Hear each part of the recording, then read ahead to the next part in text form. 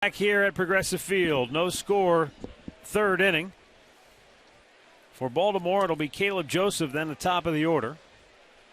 Matt Underwood, Rick Manning, and we're happy to welcome into the booth Mike Jackson here for Alumni Ambassador Weekend. How you doing?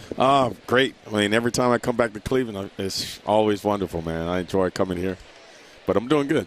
Kind of reminiscing, it's hard not to, with Baltimore in town. That 1997 American League Championship Series, which was about as good a series as you ever see. I mean, in terms of back and forth baseball and drama, we had a little bit of everything. But that whole postseason, I was looking at your numbers, and I didn't realize you pitched in 13 out of the 18 games that whole month of October. How was your wing feeling by the time it was all over? It was a buffalo wing. It was hot. But that time of the year, I mean, you can rest in the off season, and when it was two good teams, great teams playing, you had some great baseball players on both teams, some Hall of Fame players, and I thought that series was probably evenly matched, and it was going to come down to the bullpens. Yeah, and I've always heard guys say that postseason innings are different than regular season innings. Talk about the stress level. Each pitch could be the difference between going on and going home.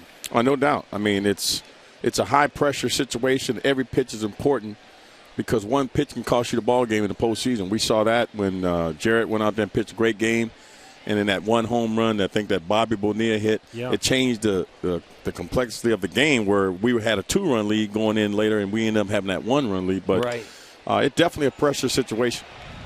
Deep fly ball, and that's going to leave the yard. Tell you what, that had some carry to it. That sort of sliced through the wind, didn't it? Well, you get that slingshot effect when it's coming straight in. It might hit the upper deck behind home plate, and sometimes you get a little boost when it's hit from the foul pole to straightaway right field, and that's where Machado hit it.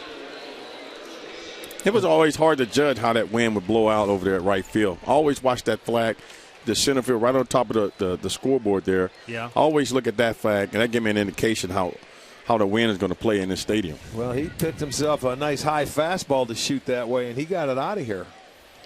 Number 9 for Machado.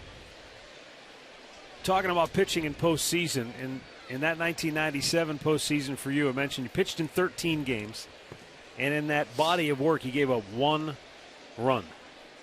Did I? What was it? What was it? And you're mad you gave up the 1, aren't you? Oh, yeah. What was it like, though, Again, the New York series, it was tight every game.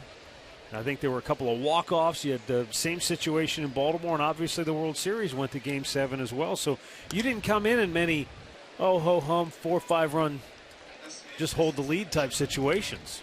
No, I mean, I got used to doing that. That was my job during the regular season. I was a setup man most of the year. Come in with the game on the line, a 1 or 2 run lead. That was my job. So I just look at it. I was just doing my job, even though it was a more magnified situation to go in the game. It was a bigger situation because we were playing to go to the World Series or the early first round against the Yankees to get to the league championship game. Yeah. But I just look at it. Just do my job and not try to do anything different. Just go out there and be aggressive and attack the strike zone. 3-2 pitch here to Delman Young. Break his bat. And almost a nice play by Kipnis, but couldn't quite get to it, so it'll be a single for Young with 1 out here in the third.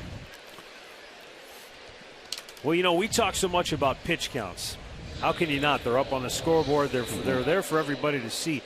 In Game 6 of the World Series that year, you went 2 innings against the Marlins down in Miami, made 40 pitches, and yet you came back in Game 7 in the 8th inning and got 2 huge outs to get the team to the 9th inning and maintain the lead at that point.